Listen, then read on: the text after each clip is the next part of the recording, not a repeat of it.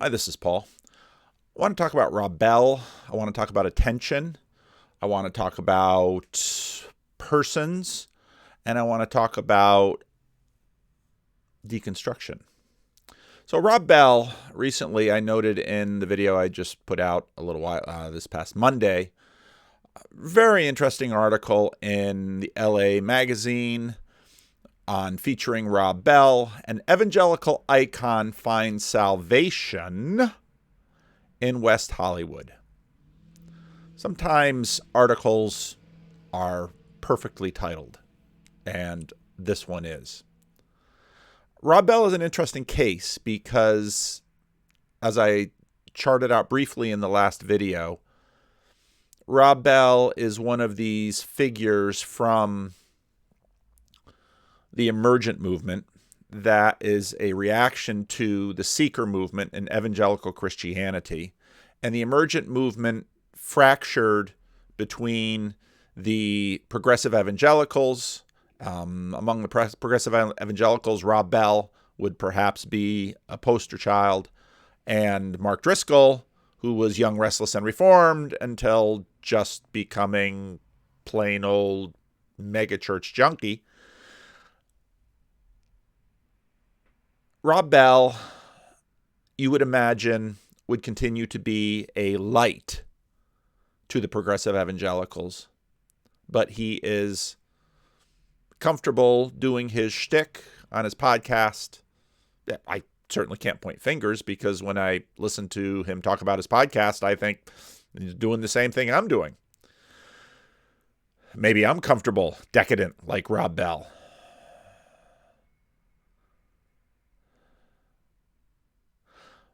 An evangelical icon finds salvation in West Hollywood. You might say Mark Driscoll still hasn't found what he's looking for.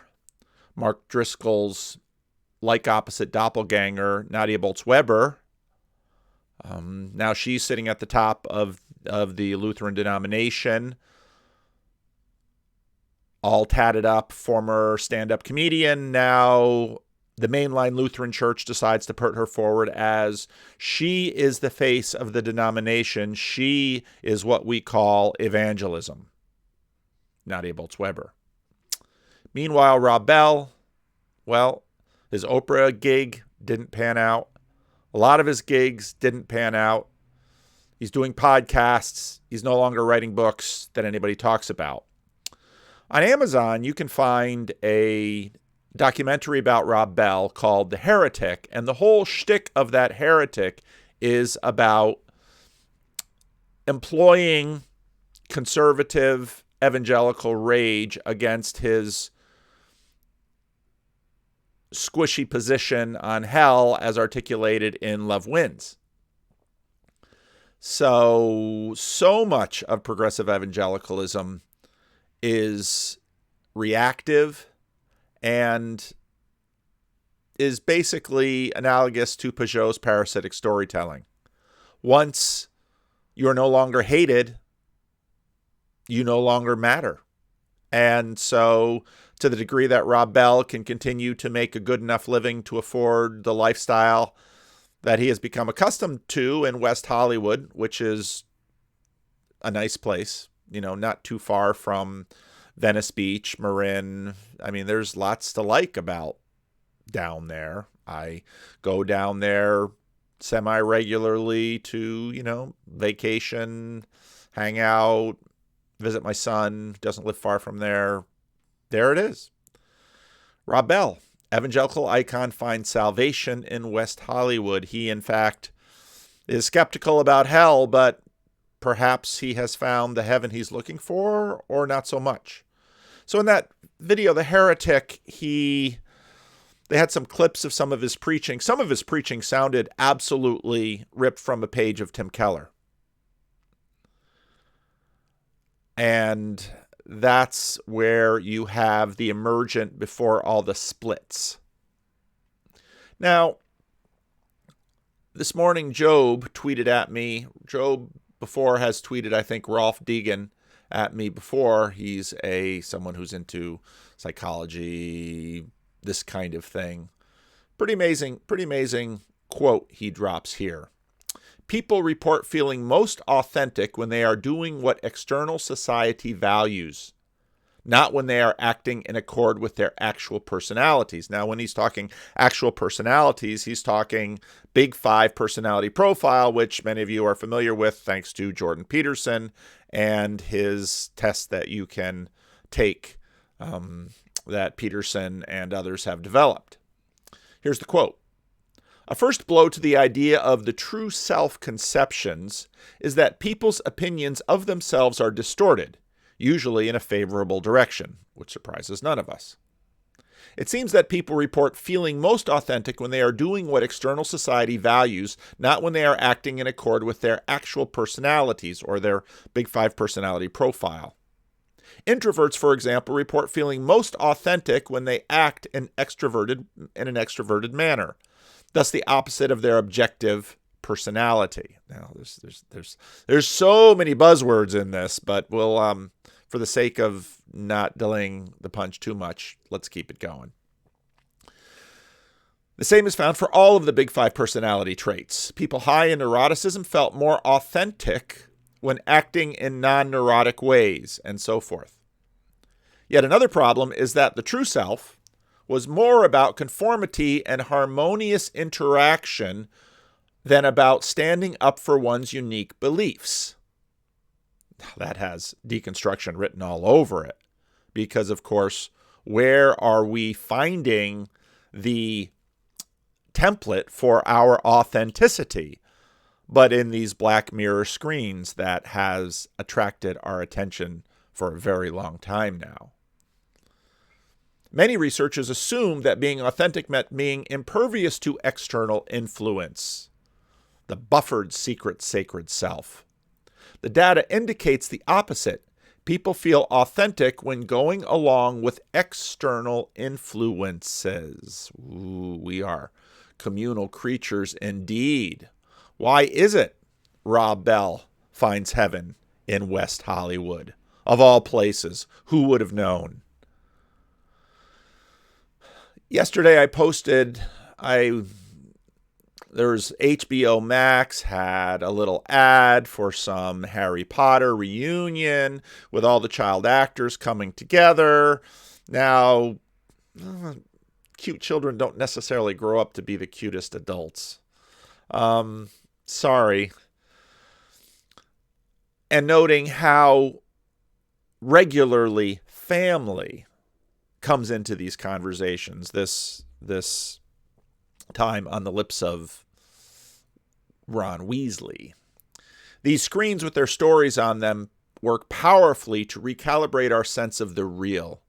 It's amazing how the word family continues to have resonance even among many persons. Many people disparage, even as though many people disparage hope for that in meat space. In other words, Harry Potter is more their family than their biological family.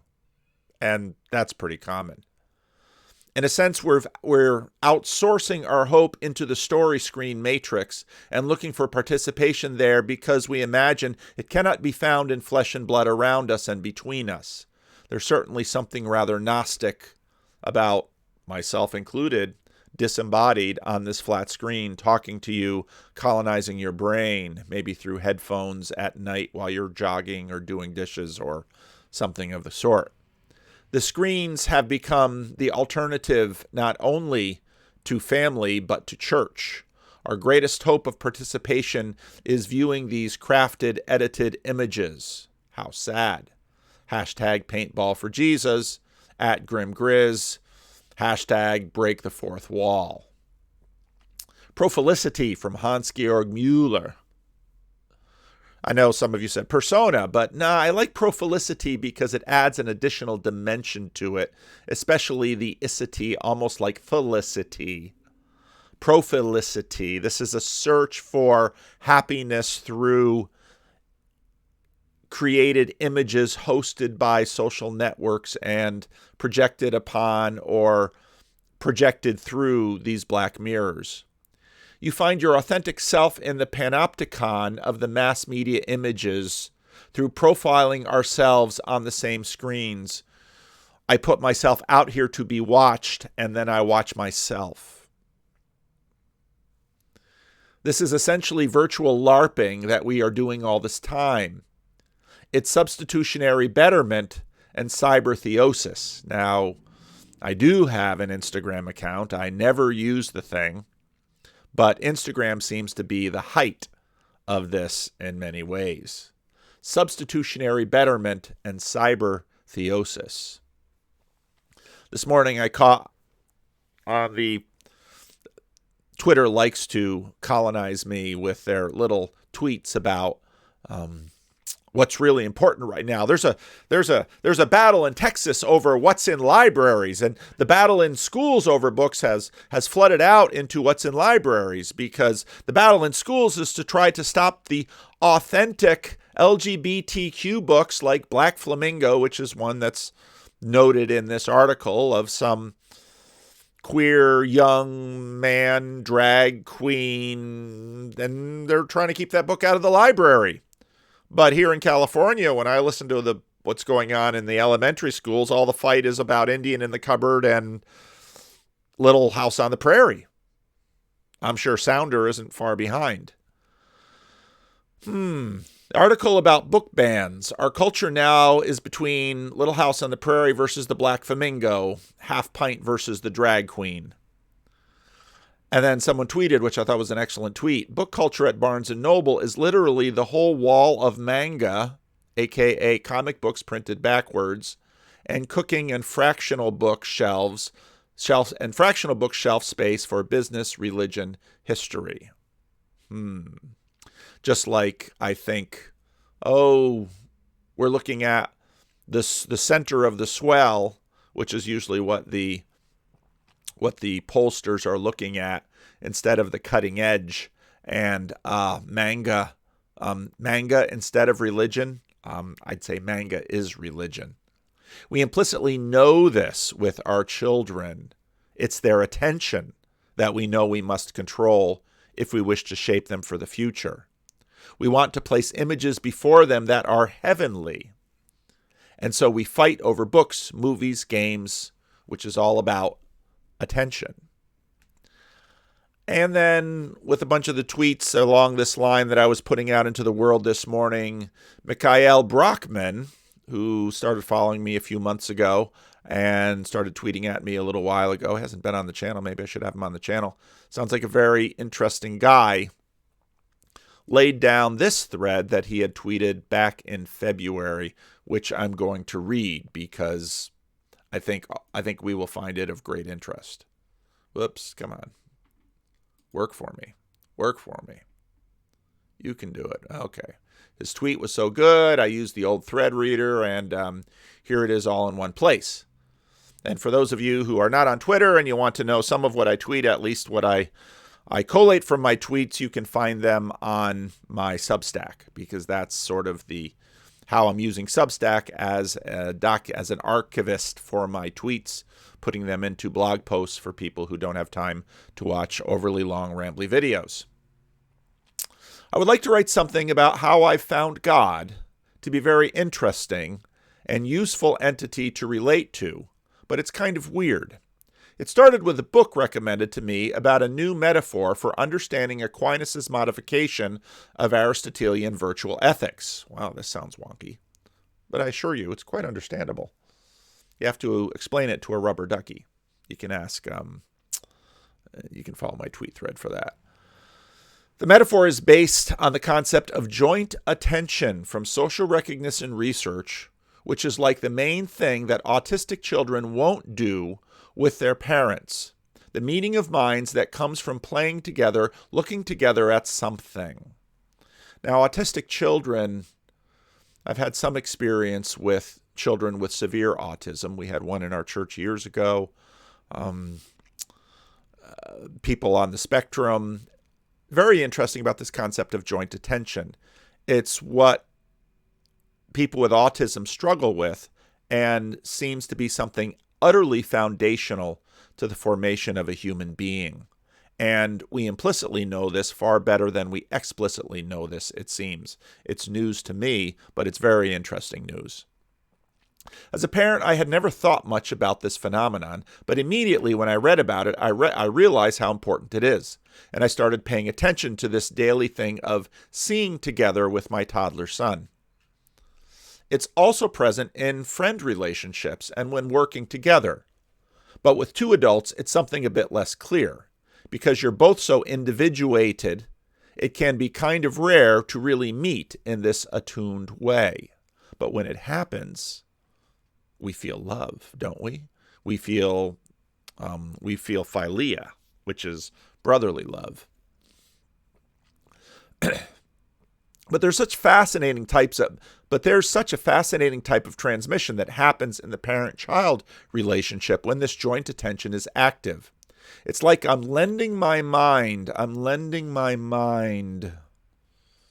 my gaze, my perspective to the child. The child doesn't know where to look. How could the child know where to look? The child is young. The child has not had experience. The child has not been formed.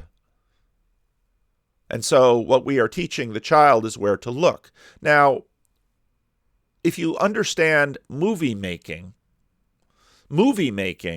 visual storytelling is all about directing our attention. I made a comment about Keegan not being in focus, and I must have misspoken, which I do all the time, said aperture, because I do understand something about depth of field. Right now, I'm using this fast lens on my Sony a6400, which makes everything behind me blurred. But this Sony camera is very good at following my face, and I move all over, and I can go in, I go out, focus stays there. This and many other tricks we use in visual storytelling to keep attention, because focus, think about Jordan Peterson talking about the fovea, talking about the whites of our eyes. I think that was in the Four Horsemen video.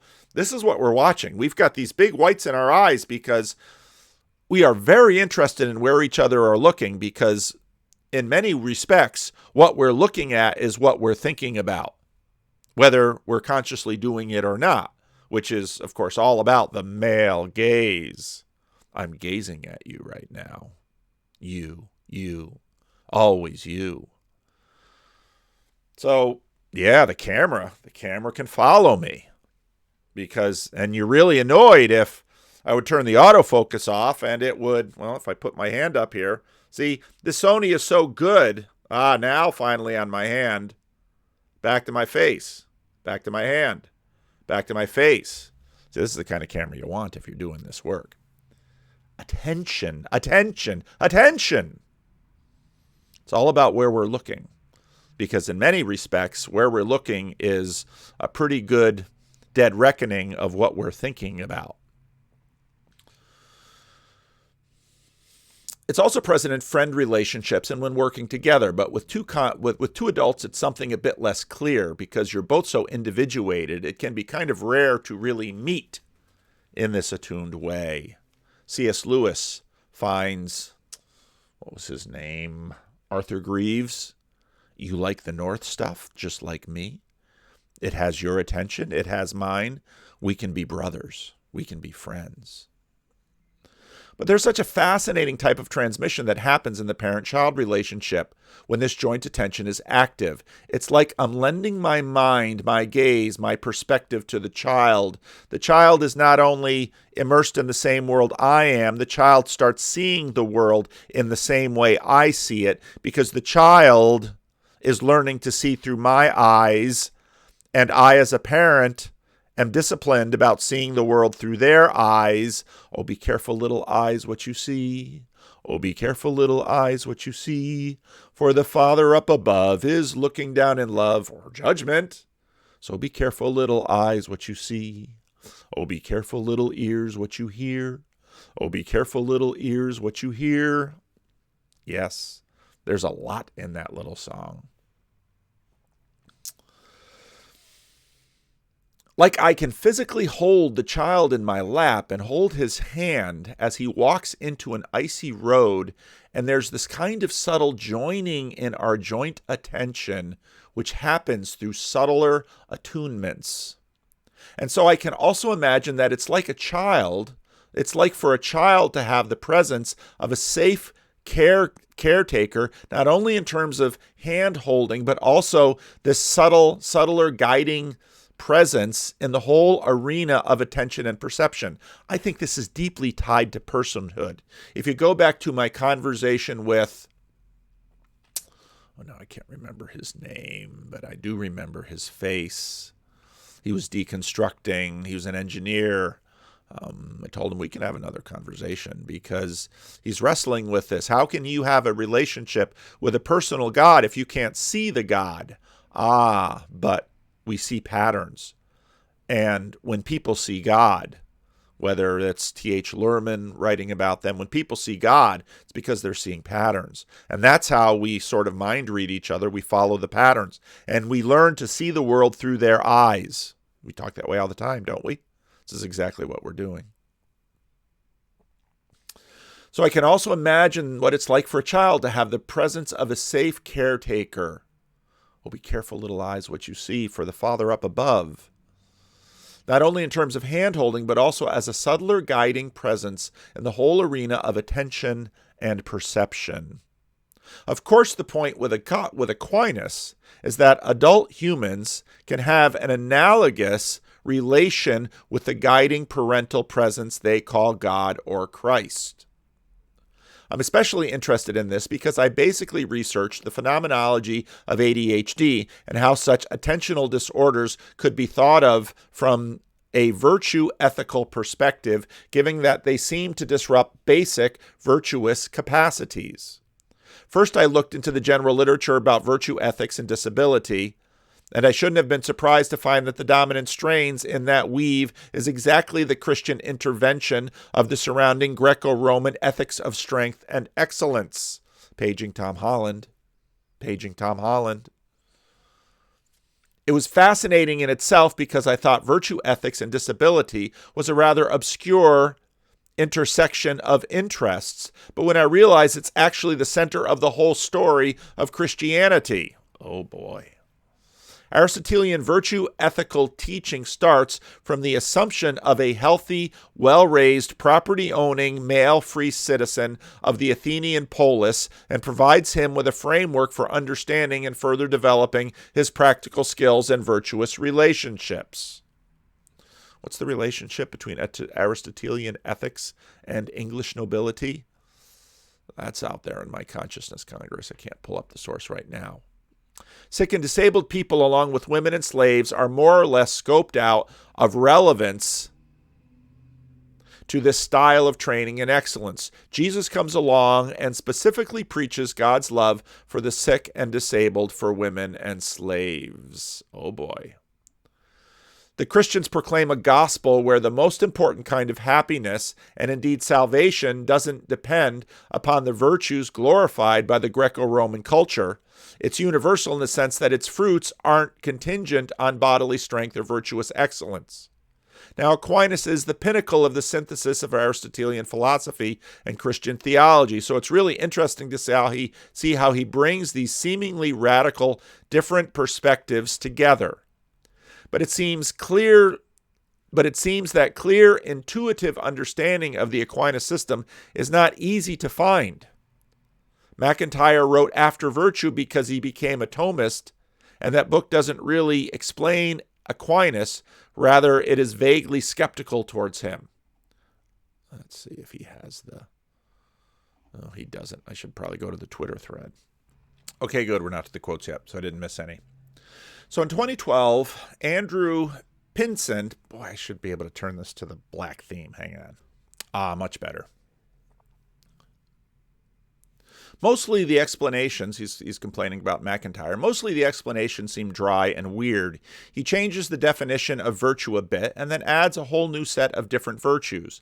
And it all seems pretty confusing and epicyclical, a bunch of religious metaphysical nonsense strapped onto pagan virtue ethics. So in 2012, Andrew Pinsent published a book called The Second Person Perspective in Aquinas' Ethics, Virtue and Gifts, which laments this lack of intuitive explanation and proposes joint attention as a fundamental image to illuminate and make sense of the whole scheme. Pinsent tells a story at the end of the book of how his initial idea came after seeing a parent and a daughter playing and having a sense that he could see almost in real time how the daughter was growing as a person.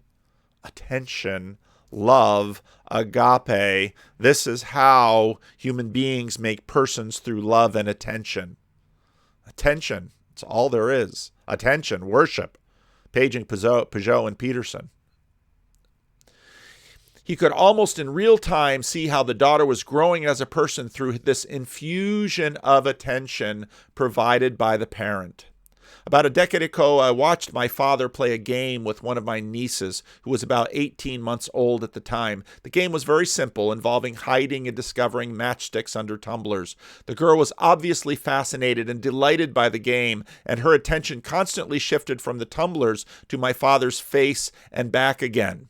What fascinated me, however, was to see the effect of the game on the girl. In the course of the game, I could almost see the girl changing, her intellect and character blossoming before my eyes.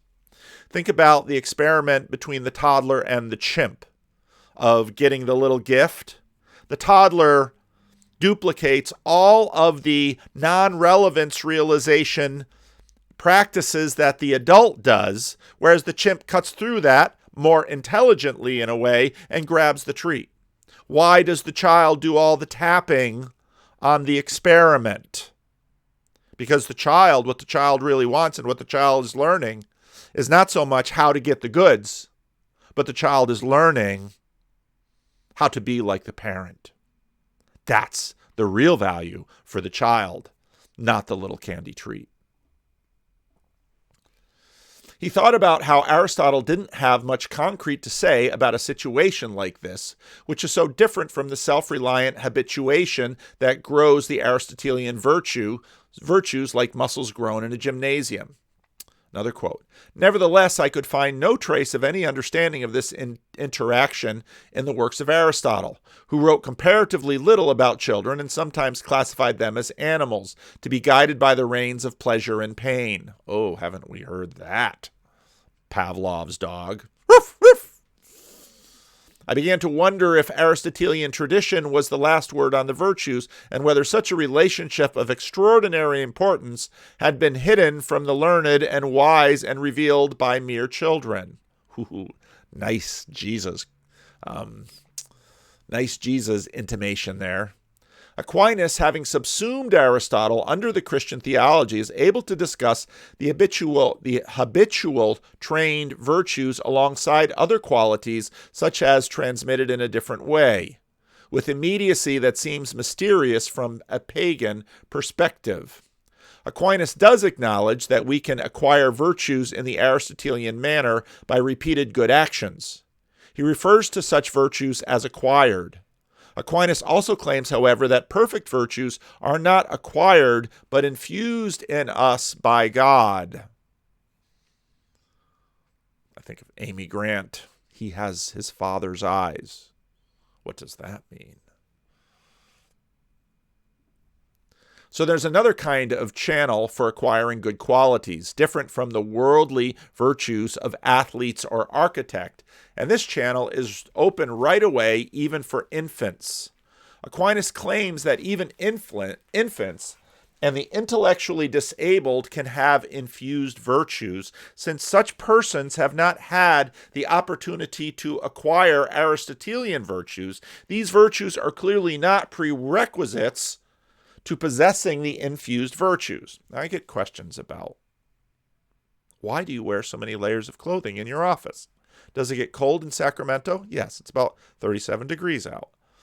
I keep the church temperature low because why burn all this heat to heat an empty building? I'm sorry, I'm ADHD. I think. I didn't get diagnosed as a kid. I don't know if they had it. So the gifts in Aquinas' system are qualities that emerge from being in a state of joint attention to God, with God, not just to God, with God. And in many ways, I think this is part of what makes narrative, scripture, and poetry so powerful, because before we had visual media like film visual storytelling, we had storytelling in narrative. And narrative is all about attention, because narrative is this compression engine that compresses the world down to salient components, and in a sense, certainly it is showing us things, but by showing us things, it is drawing our attention to specific things. And if you look at specifically how Hebrew narrative works, they're masters of helping us see what they see. That's their brilliance. The gifts in Aquinas' systems are qualities that emerge from being in a state of joint attention with God, where I can address God in the second person as you, even in the informal, thee and thou, which is the familiar, not the formal, because he is felt as present within my field of experience, not as an object, but as a cooperative subject. Why does personhood always trump impersonality? Because we need it, because that guides us, because it's the only way we can live. One of my favorite illustrations of it comes from the movie Avatar, where, well, it's like the Force. It's this impersonal well of potentiality that I, with my personhood, with my power to direct my gaze, with my power to direct attention, my power to direct the attention of the deity towards, isn't that what prayer is? Oh God, have mercy on me. Draw your attention to me. Oh God, where are you? Why aren't you looking at me? Jonah goes to the bottom of the sea and calls out, don't forget your servant. It's attention. Noah is out in the midst of the renewed tohu wavohu sea, and God remembered Noah right at the middle of the story. It's the turning point in the story. It's divine attention. Impersonality doesn't have attention. It's basically the definition of a person. A person, you can have a person's attention. The rock, the stone, the sea has no attention. We might say, oh, I think I am personifying the sea so it has attention. Does the sea have attention? But God has attention. Persons. The gifts enable a person to be moved by God in a manner that can be understood metaphorically and in terms of a person appropriating the psychological orientation of a second person in joint attention. Expressed from the standpoint of a first person before God, I take your stance towards something in a desired union of my soul with you, since by means of the gifts one's cognition and appetites are moved in a second personal way. First personal, second personal, third personal. He got there first. A gift could be characterized as a second personal disposition, classifying a virtue by contrast as first personal disposition. For me, this was all revelatory. As why Christians would insist God is a person with whom one can have a personal relationship, and why the previous strange-seeming practice of praying to a father or to a Lord who doesn't appear in the world. It provided an exceedingly clear psychological explanation for the power of such a relationship, regardless of the ontological status of God himself, and regardless of the historical status of Jesus performing miracles and being resurrected. So in my secular frame, it quite suddenly made a lot of sober sense to just start trying to see what happens if I invite God into joint attention with my own perception.